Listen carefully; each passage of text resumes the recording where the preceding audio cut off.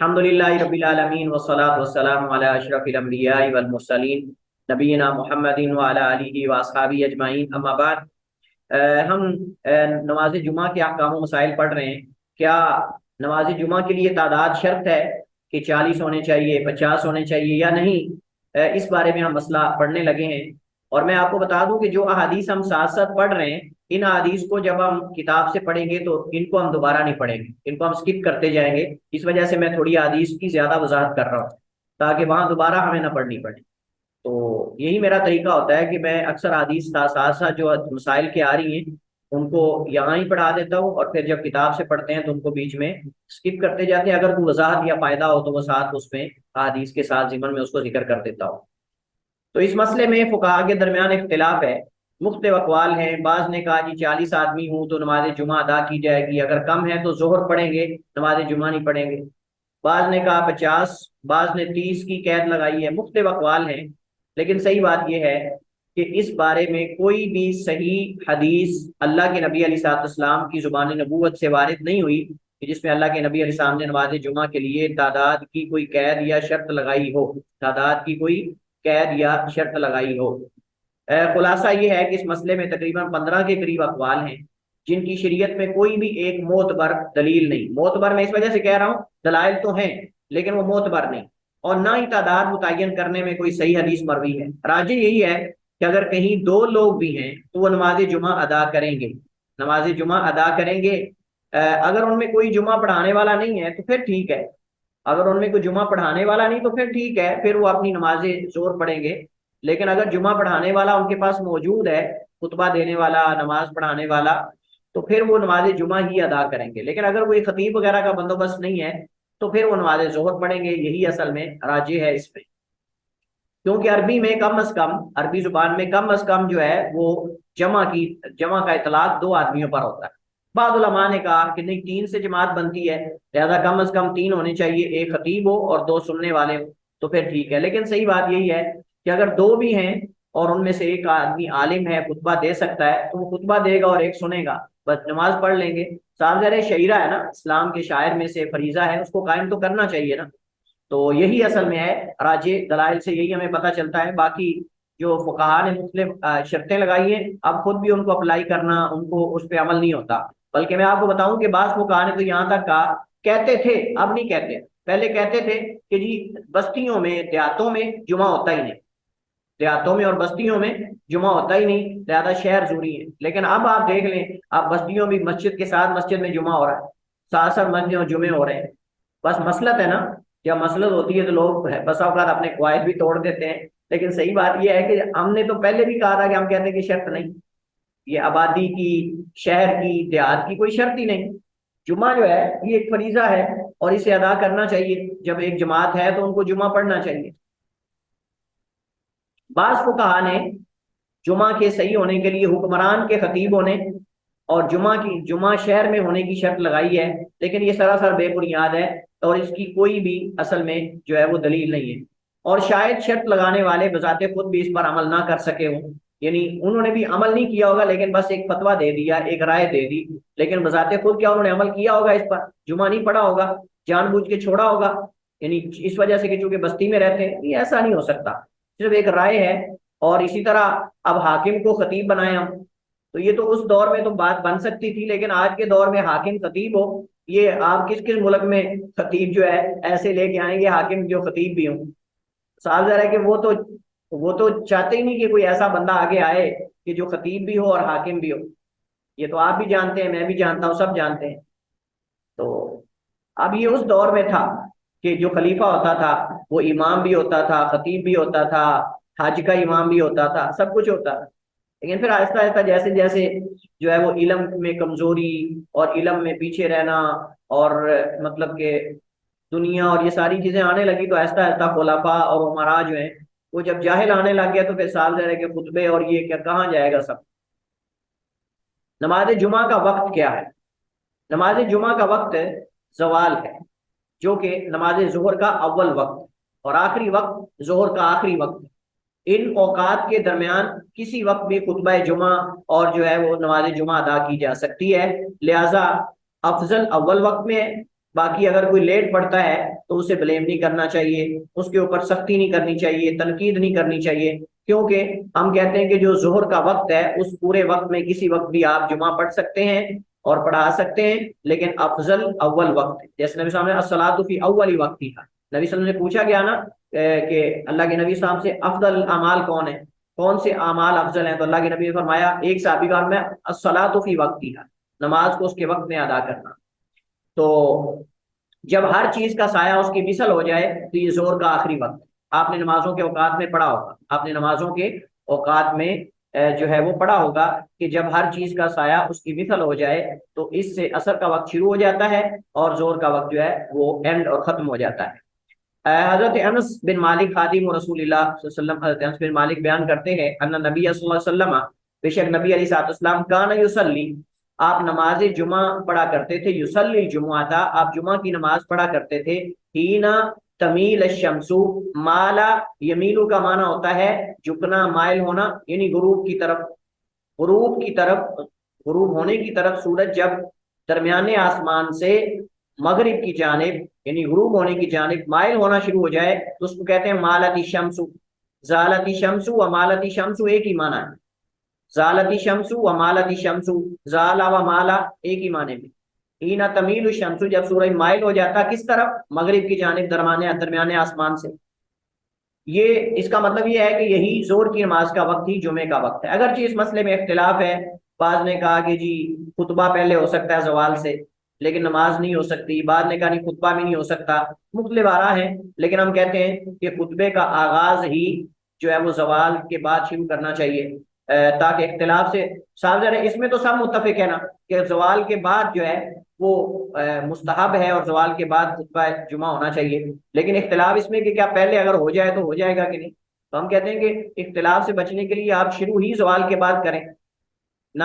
نہ کہ آپ اختلاف میں پڑھنے کے لیے اور اپنی نماز کو مشکوک بنانے کے لیے آپ زوال سے پہلے شروع کرتے ہیں۔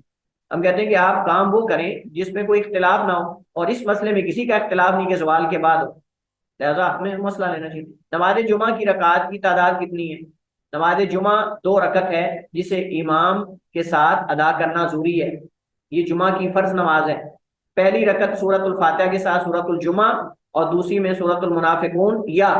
پہلی میں سورۃ الاعلی اور دوسری میں سورۃ الغاشیہ، اللہ کے نبی علیہ السلام کی سنت ہے، یعنی یہ 4 صورتیں 2 کر کے یا وہ پڑھ لیں یا یہ پڑھ لیں، یا بعض علماء کہتے ہیں جی اگر اس کے آخری حصہ بھی پڑھ لیں سورہ جمعہ کا، یا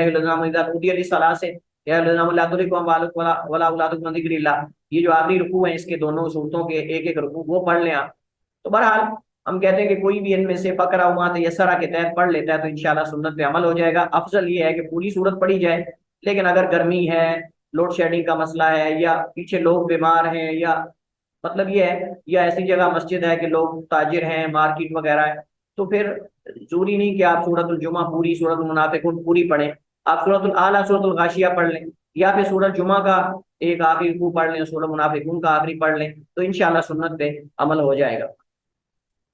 نماز جمعہ کا بعد حصہ امام کے ساتھ پانے والے کی نماز کا مسئلہ بڑا اہم مسئلہ ہے، اکثر لوگوں کو درپیش رہتا ہے،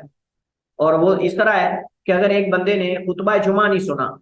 لیکن نماز جمعہ کی 1 رکعت پا لی ہے، اب وہ زور کی نماز پڑھے گا یا 1 رکعت اپنی پوری کر کے اس کو جمعہ کاؤنٹ کرے گا؟ اسی طرح اگر تشہد میں امام کے ساتھ مل جاتا ہے تو کیا اس کو جمعہ شمار کرے گا یا زور کی نماز پھر مکمل کرے گا؟ یہ مسئلہ اختلافی ہے، اس وجہ سے اس مسئلے کو سمجھنا اور پڑھنا ضروری ہے۔ جب کسی نے امام کے ساتھ 1 رکعت پا لی تو اس نے پوری نماز کا اجر پا لیا،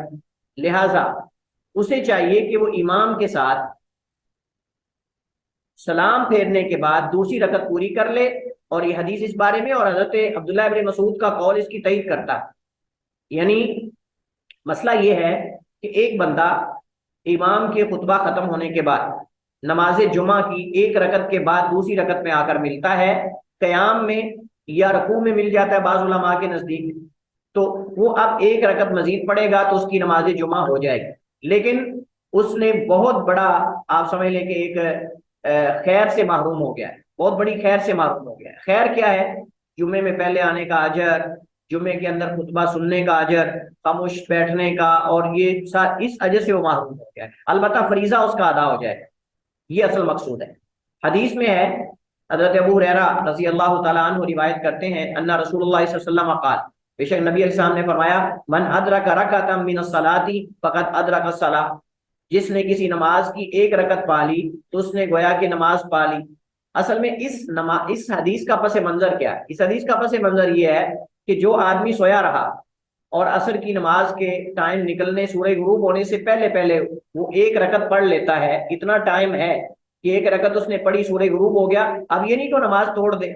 بلکہ وہ اپنی نماز پوری کرے، گویا کہ اس نے نماز کا وقت پا لیا ہے، کیونکہ سویا ہوا تھا یا اس طرح بھول گیا تھا، تو کوئی عذر تھا جس وجہ سے اس کو ٹائم نہیں مل سکا، اب اس نے نماز شروع کی تو سورج غروب ہو گیا، ابھی ایک رکعت پڑی تھی، یعنی اتنا بھی اگر وقت مل جاتا ہے سورج غروب ہونے سے پہلے تو اس نے گویا کہ نماز کا ٹائم پا لیا، نماز کا اجر اس نے پا لیا۔ اس مسئلے پر اس کو اگر ہم عام جماعت کے اندر، جمعے کے اندر بھی باقاعدہ جمعے کے بھی الفاظ ہیں بعض حدیث میں، یعنی من ادرک رکعۃ من صلاۃ الجمعہ، جس نے جمعے کی نماز کی ایک رکعت پا لی تو اس نے جمعے کا اجر پا لیا، اور یعنی اس کا جمعہ شمار ہوگا، لہٰذا ایک رکعت پوری کرے گا تو جمعہ شمار ہو جائے گا۔ حدیث سے معلوم ہوا کہ نماز میں مکمل ایک رکعت نہ پا سکا، بلکہ جو شخص یعنی بلکہ رکوع کے بعد والے قیام یا سجدے یا تشہد میں ملا تو اس سے جمعہ کی نماز فوت ہو گئی۔ یہ اس حدیث کا ظاہر بتا رہا ہے کہ جس نے پوری رکعت نہیں پائی، اس کا مطلب اس نے جمعہ نہیں پایا، لہٰذا اب وہ زور پڑے گا، اب وہ زور پڑے گا، اب جمعہ نہیں پڑے گا۔ حضرت عبداللہ ابن مسعود رضی اللہ تعالی عنہ سے یہ موقوف حدیث ہے، طبرانی میں، سنن بہقی میں صحیح درجے کی سند اس کی ہے۔ عبداللہ ابن مسعود رضی اللہ تعالیٰ عنہ بیان کرتے ہیں انہ قال، انہوں نے فرمایا، من ادرک من الجمعۃ رکعۃ، جس نے جمعے میں سے ایک رکعت پا لی، فلیضف الیہا اخرى، تو چاہیے کہ اس کے ساتھ دوسری ملا لے، ومن فاتتہ رکعتان، اور جس سے دونوں رکعتیں فوت ہو گئیں، فلیصلی اربعا، تو وہ چار پڑھے،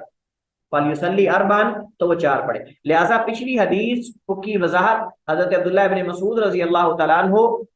جو فقیہ صحابی ہیں ان کے اس قول نے یا اس حدیث نے اس کو یعنی واضح کر دیا، کلیئر کر دیا مسئلے کو، کہ وہ حدیث جمعے کی نماز پر بھی اپلائی ہو سکتی ہے۔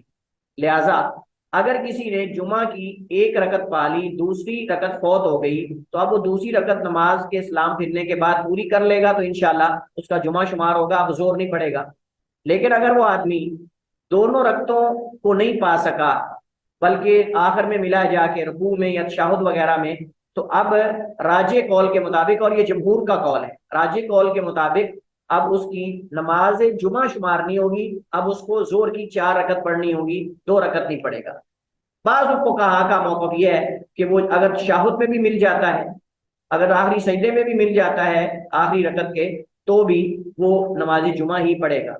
لیکن واللہ عالم جمہور کا موقف زیادہ راجح ہے، کیونکہ عبداللہ ابن مسعود کی حدیث یہاں اس پہلی حدیث کو واضح کر رہی ہے کہ اگر ایک رکعت پوری پائی ہے تو جمعہ کی نماز پا لی، اور اگر ایک رکعت نہیں پائی تو اس سے جمعہ فوت ہو گیا، لہٰذا اب وہ 4 رکعت زور کی نماز پڑھے گا، اور یہی جمہور اہل علم کا موقف ہے اور یہی راجح ہے۔ حنفیہ ظاہریہ کے نزدیک جس نے آخری تشہد میں بھی امام کے ساتھ یعنی مل گیا اور امام کو پا لیا تو وہ 2 رکعت ہی پڑھے گا، جمعہ نہیں پڑھے گا۔ لیکن واللہ عالم پہلا قول زیادہ راجح ہے دلائل کی وجہ سے۔ باقی اگر کسی آدمی کا، کسی مسلمان کا اس دوسرے موقع پر بھی نفس مطمئن ہو جاتا ہے اور اس پر وہ عمل کر لیتا ہے تو انشاءاللہ ہم کہیں گے اس کی نماز بھی صحیح ہے۔ اگر وہ جمعہ سمجھ کے 2 رکعت پڑھ لیتا ہے تو انشاءاللہ اس کی بھی صحیح ہے، اگر اس کا نفس اس قول پہ مطمئن ہے۔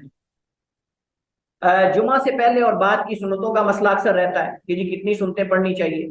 تو چونکہ مختلف حدیث وارد ہوئی ہیں اللہ کے نبی علیہ السلام سے، کبھی آپ نے 2 رکعت پڑھی ہے، کبھی آپ نے 4 پڑھی ہے، تو اب اس کو جمع کیسے کیا جائے گا، یہ مسئلہ ہے۔ خطبہ شروع ہونے سے قبل کم از کم جو ہے وہ نوافل کی تعداد 2 ہے، اور زیادہ سے زیادہ کی کوئی حد نہیں۔ اگر آپ آئے ہیں، ابھی خطیب نہیں آیا، تو آپ جتنے چاہیں نوافل پڑھ سکتے ہیں، آپ 2 پڑھ لیں، 4 پڑھ لیں، 6 پڑھ لیں، 8 پڑھ لیں، 10 پڑھ لیں، لیکن 2 کر کے پڑھیں، جتنی چاہیں پڑھ لیں۔ لیکن اگر خطیب نے خطبہ شروع کر دیا ہے یا ممبر پہ بیٹھ گیا ہے تو اب آپ صرف 2 ہی پڑھیں گے، اور وہ بھی جلدی جلدی پڑھیں گے تاکہ خطبہ سننے کی فضیلت اور اس کے اجر و ثواب کو حاصل کریں، اور جو حکم ہے کہ فَأَنصِتُوا، اس پر عمل ہو جائے، فَأَنصِتُوا پر عمل ہو جائے۔ نبی صلی اللہ علیہ وسلم نے اس صحابی کو جو اگر خطبہ جمعہ کے دوران بیٹھ گئے تھے، آپ نے کہا کہ تو اٹھو 2 رکعت نماز پڑھو لیکن جلدی کر کے پڑھ لو۔ اس حدیث سے پتہ چلتا ہے کہ خطبے کے دوران ہمیں لمبے نوافل نہیں پڑھنے چاہیے، خطبہ شروع ہو چکا ہے تو آپ مختصر جلدی سے 2 رکعت پڑھیں، تاکہ کیونکہ ایک قول کے مطابق یہ 2 رکعت پڑھنا سنت اور سنت موقع ہے، جبکہ خطبہ سننا توجہ کے ساتھ یہ واجب اور فرض ہے۔ یہاں ایک مسئلہ، چونکہ مسئلہ یہ شروع ہو چکا ہے تو یہاں یہ مسئلہ بھی میں ذکر کر دوں کہ عموماً ہمارے ہاں، اور یہ آپ سب کو انشاءاللہ مسئلہ فائدہ دے گا، عموماً ہمارے ہاں اگر اذان ہو رہی ہو جمعے کی، اگر اذان ہو رہی ہو تو لوگ انتظار کرنے لگ جاتے ہیں کہ اذان ختم ہوگی تو پھر سنتے پڑیں گے، ایسے ہی ہے؟ یس سر۔ تو کیا کرنا چاہیے؟ صحیح ہے پھر یہ؟ نو سر، کیوں اذان صحیح کا نہیں؟ ہونا ضروری نہیں، اذان کا ہونا ضروری نہیں ہے، وقت اگر داخل ہو گیا تو پھر پڑھ سکتے ہیں۔ زنیرہ آپ کا یہ قول ہے تو صحیح، لیکن آپ نے جو دلیل دی ہے یہ صحیح نہیں۔ یہ جمعے کی اذان تو بعد میں شروع ہوئی تھی،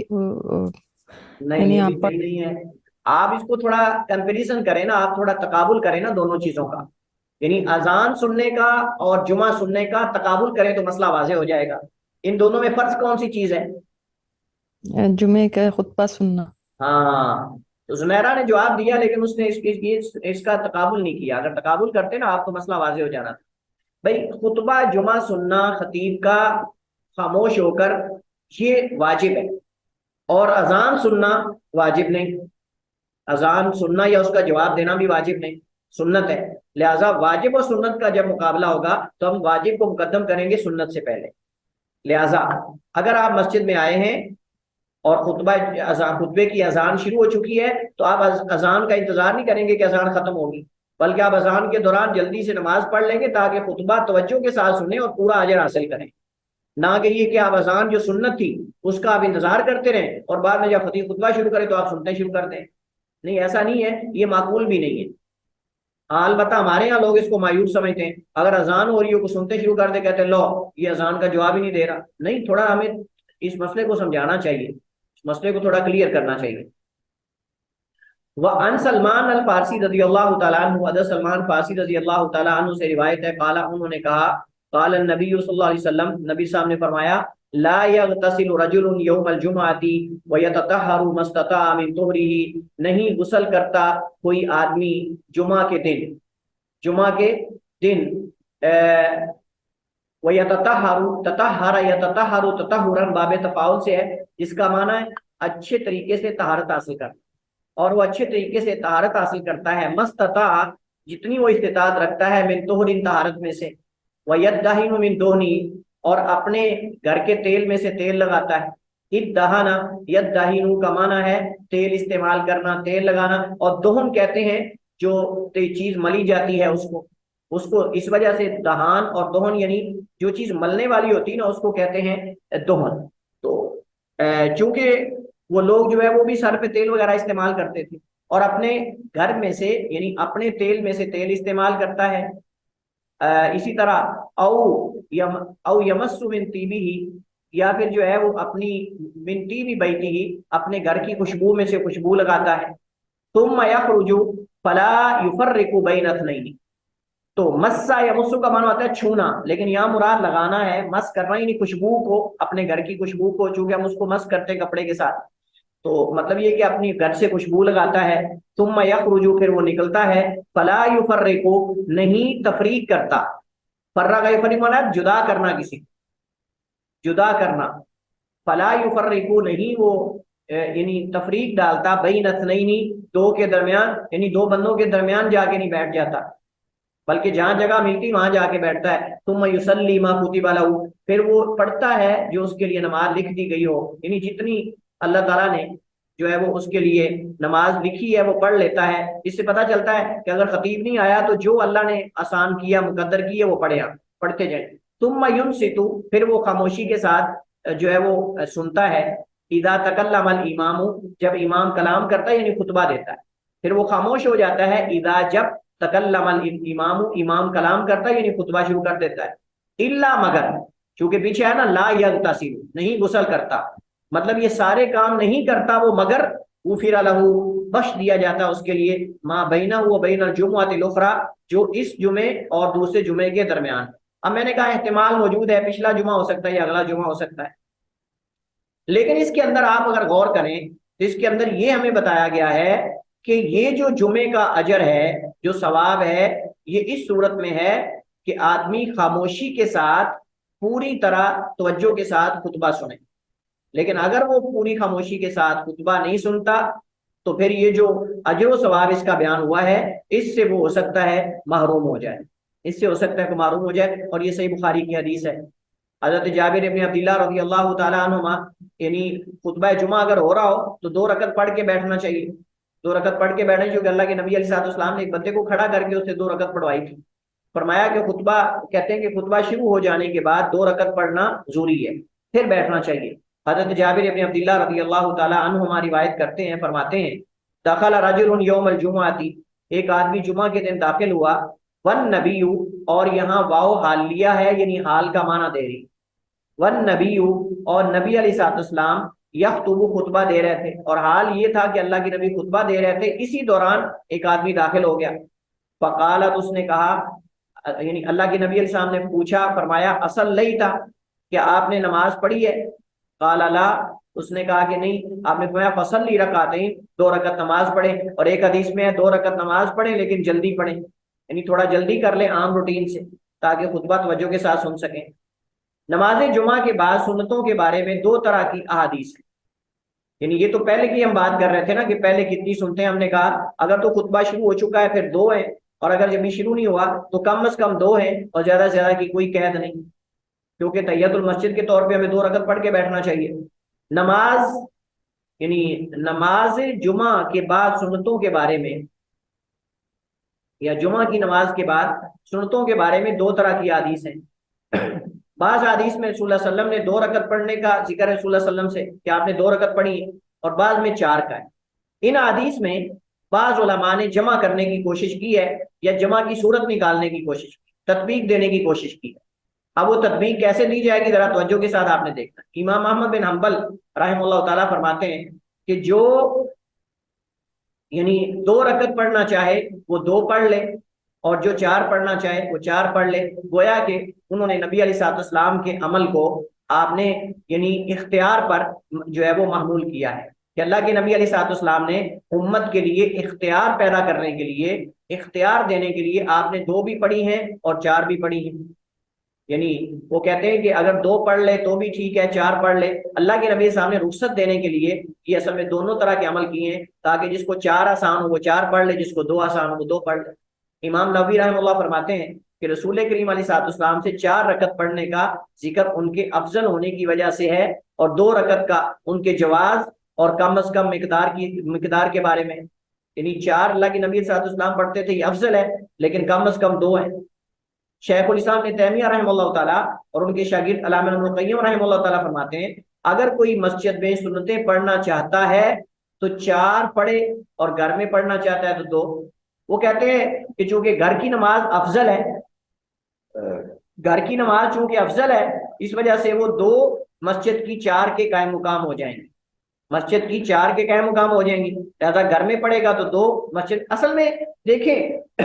فقہا بعض دفعہ کوشش کرتے ہیں کہ دونوں طرح کی روایات کو جمع کر لیا جائے، بجائے اس کے کہ ایک پر عمل ہو۔ جمع کی صورت میں دونوں پر عمل ہو جاتا ہے، لہذا جمع کی صورت انہوں نے یہ دی ہے ابن تیمیہ شیخ الاسلام اور ان کے شاگرد ابن قیم نے، کہ چونکہ مسجد میں سنتیں نوافل وغیرہ پڑھنا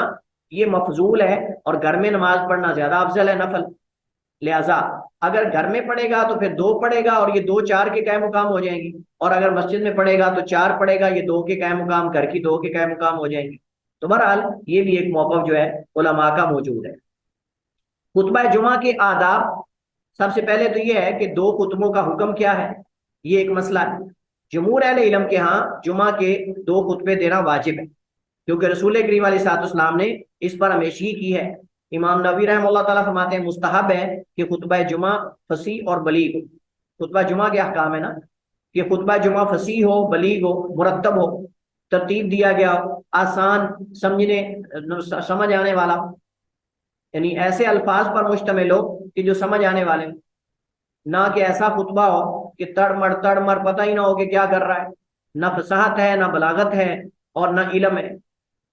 بس ہمارے ہاں تو بعض خطیب اللہ معاف کرے بس کاروائی ڈالتے ہیں، ایک امانت ہے، اس امانت میں خیانت کرتے ہیں۔ امانت یہ کہ آپ لوگوں تک احکام پہنچائیں، امانت داری سے جمعے کی تیاری کر کے. جو لوگ ہفتے میں بیچارے ٹائم، بعض تو نکالتے ہی نہیں ٹائم، اگر ہفتے میں نکل ہی آتا ہے ہفتے میں ایک دن، تو کم از کم کوئی کام کی بات بتائیں ان کو، کوئی اچھی بات بتائیں، ان کی اصلاح کریں، کوئی اچھا خطبہ دیں مختلف موضوعات پہ. معاشرے یعنی لوگوں کی ضرورت، سامنے بیٹھنے والوں کی ضرورت، سب چیزوں کو ملوث خاطر رکھیں کہ جو میرے سامنے بیٹھے ان کو اس ٹائم کس موضوع کی ضرورت ہے، مجھے کس موضوع پہ، کس ٹاپک پہ جمعہ پڑھانا چاہیے، کتنا پڑھانا چاہیے، کیسے پڑھانا چاہیے. یہ ساری چیزیں جو ہیں یہ خطیب کی ذمہ داری ہے. لیکن اگر کوئی خطیب جو ہے وہ تنخواہ لیتا ہے لیکن یہ ذمہ داری ادا نہیں کرتا، کس سے کہانیاں سنا کر ٹائم پاس کر کے چلا جاتا ہے، تو میں کہتا ہوں یہ خیانت ہے امت کے ساتھ. باوجود علم ہونے کے، باوجود ٹائم فرصت ہونے کے، لوگ ٹائم بھی نکال کے آئے ہیں جمعہ سننے کے لیے، اگر پھر بھی ان کو کام کی بات نہ سنائے گا، کس سے کہانیاں سنا کے، دوڑے سنا کے چلا جائے گا، تو آپ نے تو امانت ادا نہیں نہ کی پھر صحیح طریقے سے. تو یہ امت کے خطباء پر امانت ہے. اور آپ جانتے ہیں نبی کریم علیہ الصلوۃ والسلام کی حدیث ہے، آپ نے فرمایا کہ العلماء ورثۃ الانبیاء، انما العلماء ورثۃ الانبیاء، کہ جو علماء ہیں وہ انبیاء کے وارث ہیں. تو انبیاء کیا جمعے کے اندر کس سے کہانیاں سناتے تھے؟ ادھر ادھر کی ایسے ہی فضول باتیں کرتے تھے انبیاء علیہ الصلوۃ والسلام. اللہ کے نبی علیہ الصلوۃ والسلام کے تو خطبے کا انداز جو ہے وہ یہ تھا کہ گویا کہ آپ کسی لشکر سے ڈرانے والے ہوں کہ ابھی تمہارے اوپر کوئی لشکر حملہ کرنے والا ہے. آپ ترغیب بھی دیتے تھے، ترہیب بھی دیتے تھے.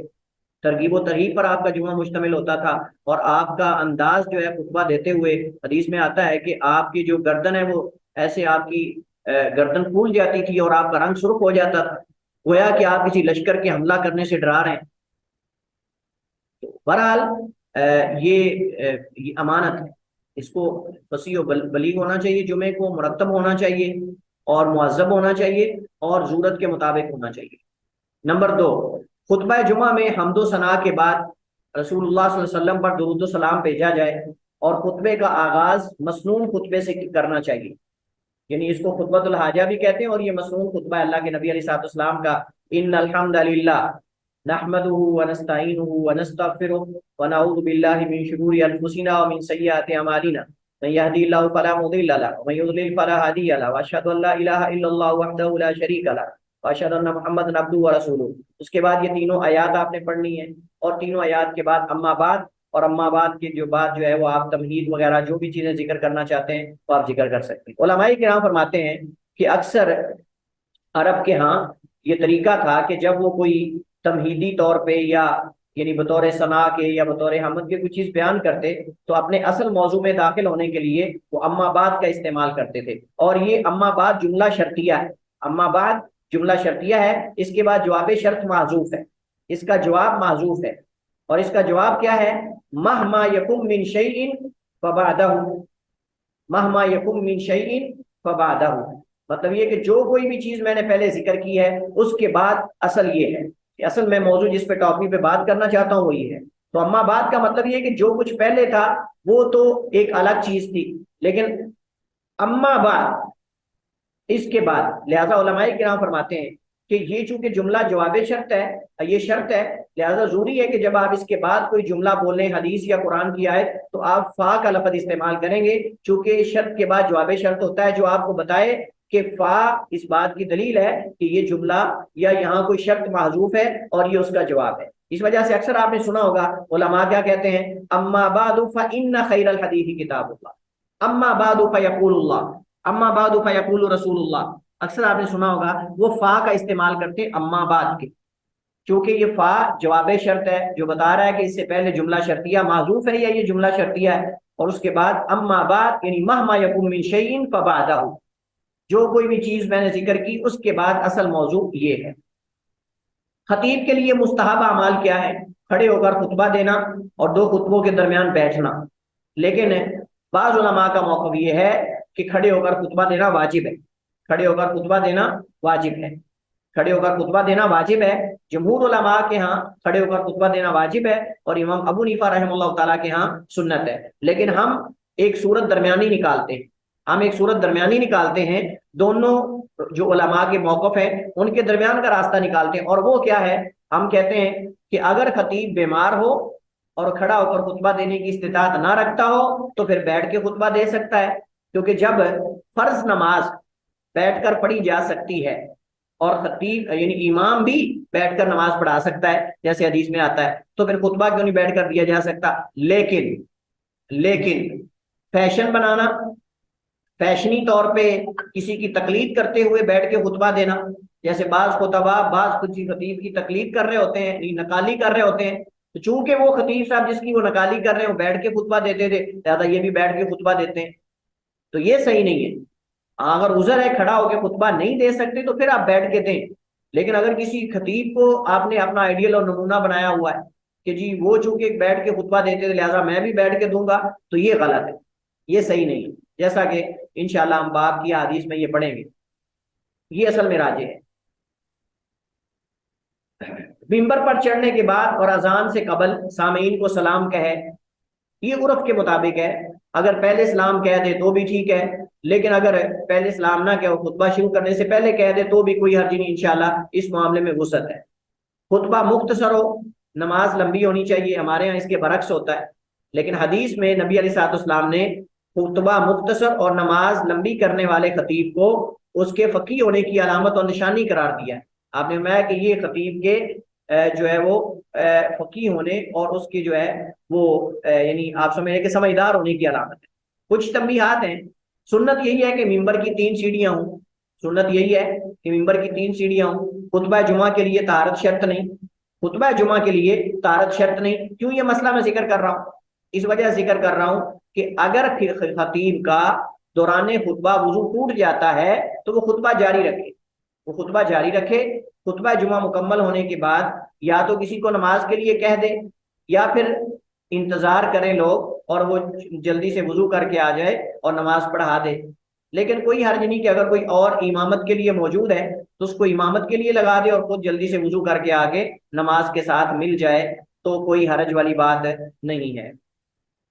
کیونکہ یہ نماز کی طرح نہیں اور نہ ہی اس بارے میں کوئی صحیح دلیل وارد ہوئی ہے کہ خطبہ جمعہ نماز کی طرح ہے۔ لیکن افضل اور بہتر یہی ہے کہ طہارت کی حالت میں ہی خطبہ دیا جائے، کیونکہ ہو سکتا ہے، یہ میں بڑی اہم بات کرنے لگا، ہو سکتا ہے کہ خطیب اگر بغیر وضو کے خطبہ دے اور بھول جائے اور اسی طرح نماز پڑھا دے، ہو سکتا ہے نا ایسے؟ تو اس وجہ سے یس سر، ہو سکتا ہے۔ کہتے ہیں کہ افضل یہی ہے کہ بغیر وضو کے جمعہ نہ پڑھائے۔ ہاں اگر جمعے کے دوران وضو ٹوٹ گیا ہے تو پھر وہ اس کو یاد رکھے اور جمعے کے فوراً بعد جو ہے پہلے وضو کرے اور پھر نماز پڑھائے، یا پھر کسی کو نماز کے لیے کھڑا کر دے اور خود جا کے جلدی سے وضو کر کے نماز کے ساتھ شامل ہو جائے۔ راجح قول کے مطابق خطیب کا جمعہ کی نماز کی امامت کروانا شرط نہیں، بلکہ کوئی اور بھی امامت کروا سکتا ہے، خصوصاً جب خطیب کوئی علالت محسوس کرے۔ کوئی عموماً بھائی 1 گھنٹہ بول بول کے بندے کی بس ہو جاتی ہے مسلسل، یہ میرا تجربہ ہے کہ کلاس پڑھانا اور ہے لیکن خطبہ جمعہ پڑھانا اور ہے۔ پتہ نہیں کیا بات ہے کہ جب جمعہ پڑھاتے ہیں تو سارا دن تھکاوٹ ہی نہیں جاتی، وہ ایک فوکس کرنا ہوتا ہے نا ایک خاص چیز پر، اور پھر اس کو تھوڑا اونچی آواز میں بولنا ہوتا ہے اور پھر تیاری کر کے اور چیزیں ذہن میں پورا جمعہ بٹھانا ہوتا ہے، مطلب وہ بڑی یعنی اس کے اندر توجہ طلب چیز ہوتی ہے۔ تو اس وجہ سے بسا اوقات ایسا ہو جاتا ہے کہ بندہ جمعہ پڑھا کے نماز پڑھانے کی ہمت ہی نہیں رہ جاتی بندے کے اندر، خصوصاً جب گرمی ہو، لوڈ شیڈنگ ہو اور اوپر سے جو ہے پسینوں پسینی بندہ ہوا ہو، تو بسا اوقات تو چکر آ رہے ہوتے ہیں۔ تو کوئی حرج نہیں، شرط نہیں، چونکہ نماز خطیب کا ہی نماز پڑھانا شرط نہیں، بلکہ کوئی اور بھی امامت کروا سکتا ہے، خصوصاً جب خطیب کا گلا بیٹھ جائے اچانک۔ ایسا بھی آپ نے دیکھا ہوگا اکثر کئی خطبہ بیچارے جمعہ آخر میں جب جاتے ہیں تو گلا بیٹھ جاتا ہے، اب نماز پڑھانے کی ہمت ہی نہیں، تو کسی اور کو کہہ دیں، کوئی مسئلہ نہیں۔ لیکن افضل یہی ہے کہ خطیب ہی امامت بھی کروائے، کیونکہ رسول اللہ صلی اللہ علیہ وسلم کا عمل یہی ہے، اللہ کے نبی علیہ السلام کا عمل یہی ہے۔ لیکن اگر کبھی گلے کی وجہ سے یا کوئی اور مسئلہ، یا مستقل ایک آدمی جو ہے اس کا گلے کا مسئلہ ہے اور وہ نہیں صحیح مطلب کہ نماز پڑھا سکتا، تو پھر کسی اور کو کہہ سکتا ہے۔ افضل یہی ہے کہ دونوں خطبے ایک آدمی دے، لیکن شرط یہ بھی نہیں ایک خطبہ کوئی اور دے سکتا ہے، دوسرا کو اور بھی دے سکتا ہے، لیکن اس سے اگر بچا جائے تو زیادہ بہتر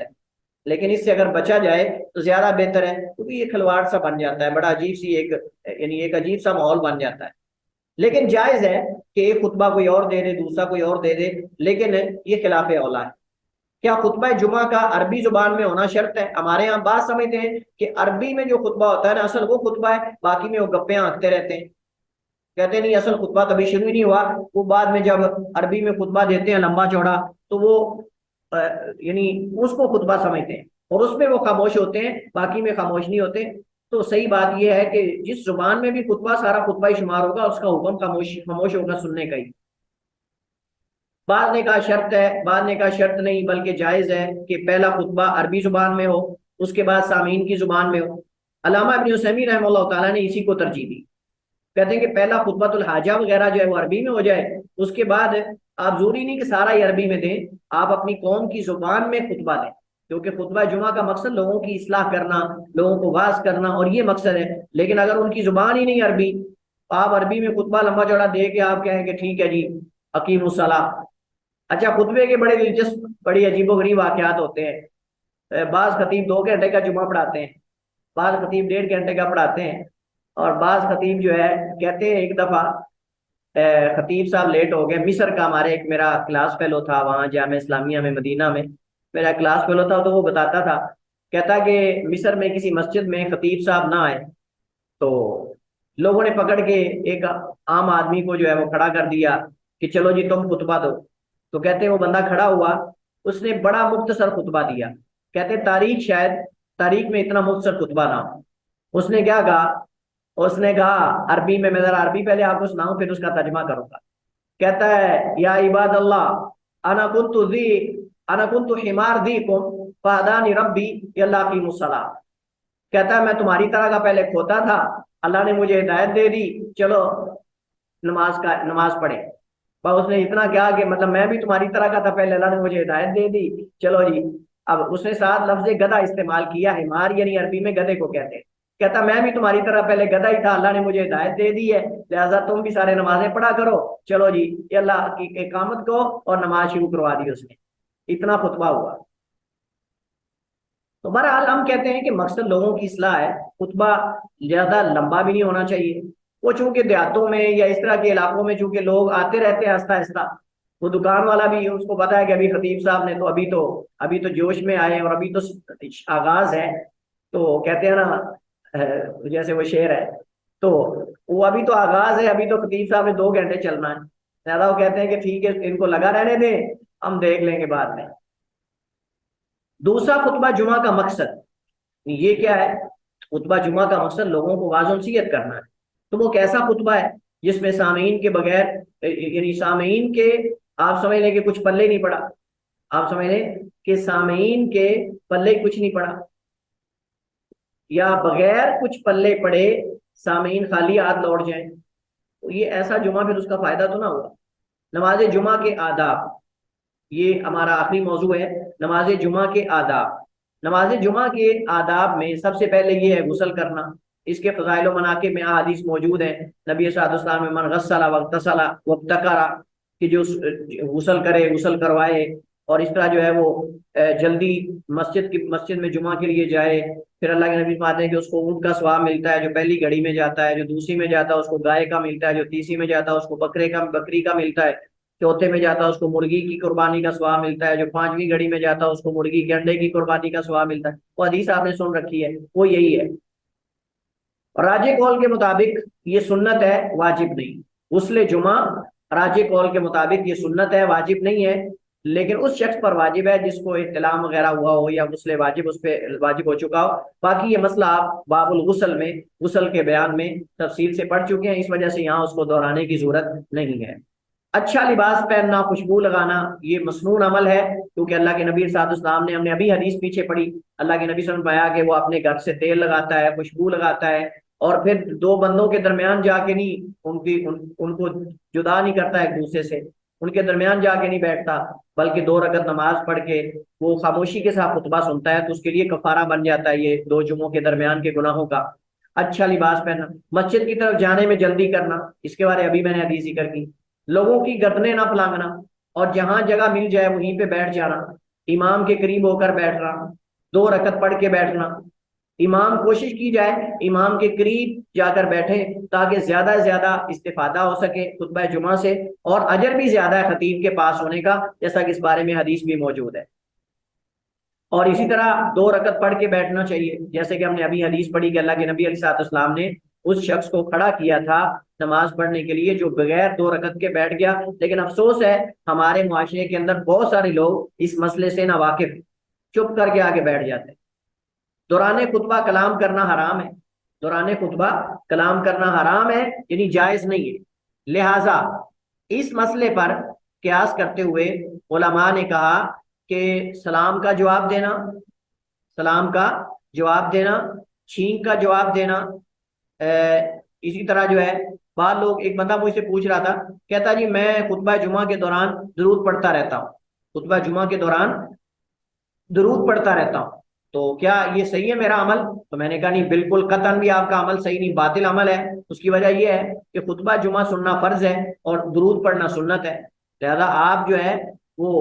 سنت کو آپ وجوب پہ، واجب پہ جو ہے وہ ترجیح دے رہے ہیں، اور یہ صحیح نہیں ہے۔ ہاں البتہ بعض علماء نے کہا ہے کہ اگر نبی علیہ الصلوۃ والسلام کا نام آ رہا ہے محمد صلی اللہ علیہ وسلم، تو آپ جلدی سے صلی اللہ علیہ وسلم کہہ سکتے ہیں، آپ جلدی سے صلی اللہ علیہ وسلم کہہ سکتے ہیں، مطلب یہ آپ جو درود ہے آپ یہ اختصار والا یہ آپ پڑھ سکتے ہیں۔ چلیے جی، اس کے بعد ہمارے پاس جو ہے وہ کیا اس کو بولتے ہیں، باب کی احادیث ہیں۔ یہاں باب ہمارا ختم ہو گیا ہے، یہاں باب ہمارا ختم ہو گیا ہے، اور باب نماز خوف کا بیان ہے اصل میں آگے۔ تو یہ میں نے اس وجہ سے لکھا تھا، میں نے کہا کہ اکٹھے مسائل باب صلاۃ الجمعہ اور باب صلاۃ الخوف اکٹھے پڑھ لیں گے، لیکن انشاءاللہ اس کو ہم آگے جو ہے وہ اگلے لیکچر میں ہم حدیث پڑھیں گے ابواب کی، اور پھر انشاءاللہ یہ نماز خوف اور اس کے مسائل وغیرہ پڑھیں گے۔ لیکن فی الحال جو ہے ہم اسی پر اکتفا کرتے ہیں۔ واللہ تعالی اعلم واحکم، وصلی اللہ وسلم علی نبینا محمد وعلی آلہ وصحبہ وسلم۔